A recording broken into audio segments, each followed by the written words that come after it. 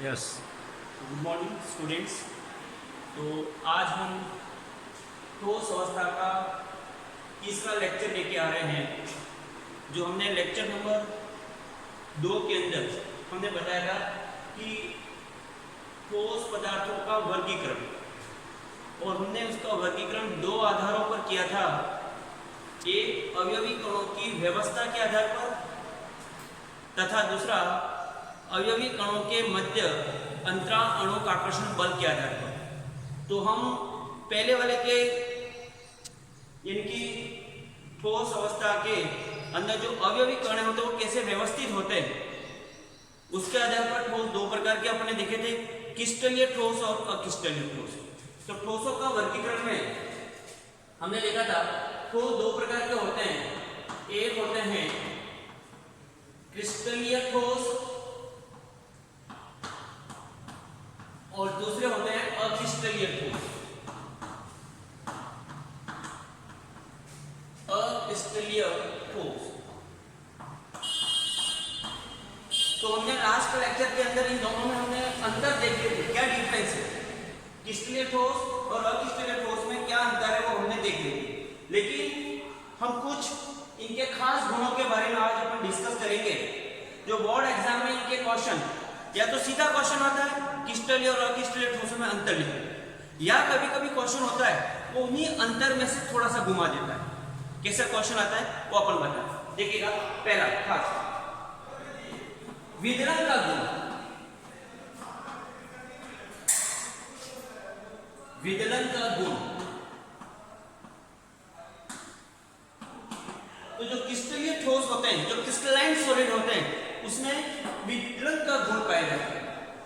अर्थात क्रिस्टलीय ठोसों को, ये क्रिस्टलीय ठोस है, अगर इसको धारदार औजार से काटे, धारदार औजार का मतलब होता है कैंची, चाकू, इससे अगर इस तरह से काटे तो इससे जो नई सपाट चिकनी सतह का निर्माण होता है।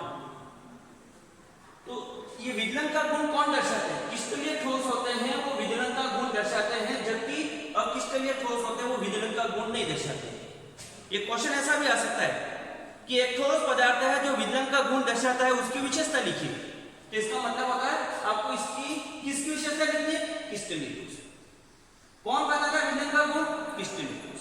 एक दूसरी बात एक होता है कि अक्रिस्टलीय ठोस होते हैं। अक्रिस्टलीय ठोसों को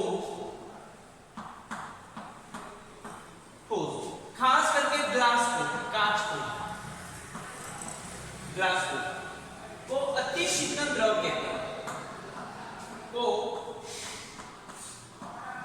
अति शीतलन द्रव कहते हैं।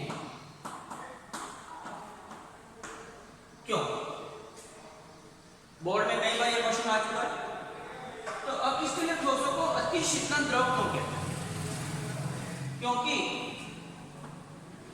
इसमें अक्रिस्टलीय ठोसों को जो होता है उसमें जो अवयवी कण होता है वो धीरे धीरे प्रवाहित होते हैं। इनमें प्रवाह का गुण होता है लेकिन बहुत ही कम। तो इसमें जो कांच होता है यानी कि अक्रिस्टलीय ठोस में, इसमें अवयवी कणों का प्रवाह होता है। प्रवाह धीरे धीरे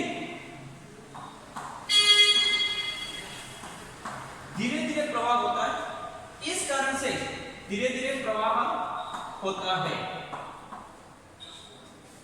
अतः ये जो कांच है, ये जो ग्लास है, ये ऊपर से कैसे हो जाते हैं?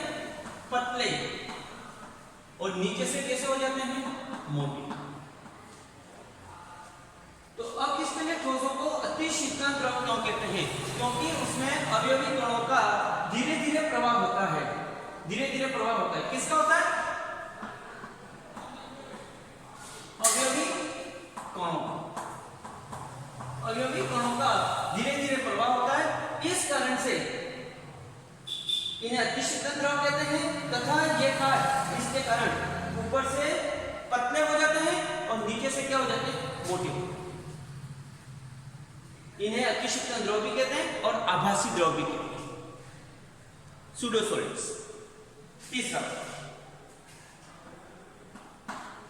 पुराने जो इमारतों के जो कांच होते हैं वो दूधियापन आ जाता है। कांचों में दूधियापन क्यों आ जाता है? जो ग्लास है उस कांच में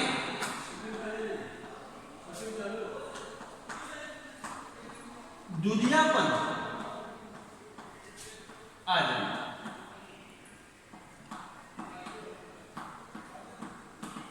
दूधियापन आ जाता है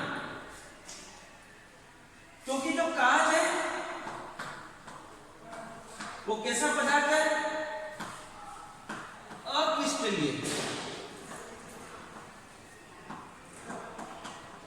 अक्रिस्टलीय ठोस है, लेकिन गर्मी और ठंडी, दिन के समय में अधिक गर्मी, रात के समय में अधिक ठंडी, इस कारण से इसमें तापानुशीतलन होता है। तापानुशीतलन एक वर्ड होता है इसमें। अक्रिस्टलीय ठोस होते हैं उसमें तापानुशीतलन, यानी कि दिन के समय में अधिक गर्मी, रात के समय में अधिक ठंडी हो जाती है। इस कारण से ये जो कांच होता है उसमें अवयवी कण एक निश्चित ज्यामिति में व्यवस्थित हो जाते हैं, और निश्चित ज्यामिति में व्यवस्थित हो जाती है, यानी कि अक्रिस्टलीय पदार्थ होता है वो क्रिस्टलीय पदार्थ में बदल जाता है, इसलिए कांच में दूधियापन आ जाता है। तो कांच अक्रिस्टलीय ठोस है, लेकिन किसके कारण? तापानुशीतलन, एक वर्ड है तापानुशीतलन। तापानुशीतलन के कारण ये किसे बदल जाता है? क्रिस्टलीय पदार्थ में। और इसी के कारण जो कांच होता है वो हमें कैसे दिखाई देता है? इसी के कारण कांच में दूधियापन आ जाता है। एक क्वेश्चन ये भी बन सकता है कि कांच अति शीतल द्रव क्यों है? कांच में दूधियापन क्यों आ जाता है? तो विलयन का गुण क्या होता है? ये सभी हम इसको एक्सप्रेशन कर रहे हैं क्रिस्टलीय ठोस और किसमें? क्रिस्टलीय ठोस में। तथा इसके बाद हम देखेंगे एक और गुण होता है ठोसों के अंदर, यह होता है क्रिस्टलीय ठोस विषम देशिक होते हैं। विषम देशिक होते हैं, क्रिस्टलीय ठोस होते हैं वो विषम देशिक होते हैं। तो ये विषम देशिक होते हैं, तो इसको अपन समझा रहे हैं कि ये विषम देशिक क्यों होते हैं। विषम देशिक का मतलब होता है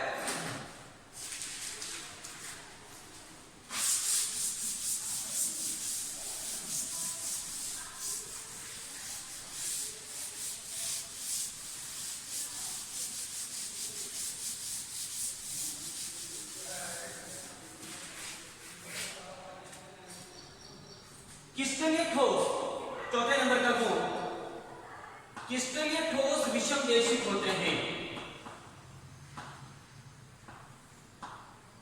क्रिस्टलीय ठोस विषम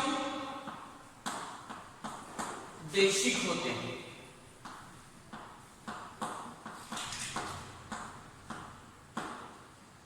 बहुत इंपॉर्टेंट, क्योंकि क्रिस्टलीय ठोसों में अवयवी कण एक निश्चित ज्यामिति में जमे होते हैं। कैसे होते हैं देखिएगा, ये कोई अवयवी कण है, दो प्रकार के अवयवी कण बना रहे हैं ए बी करके। ये दो प्रकार के कण हैं,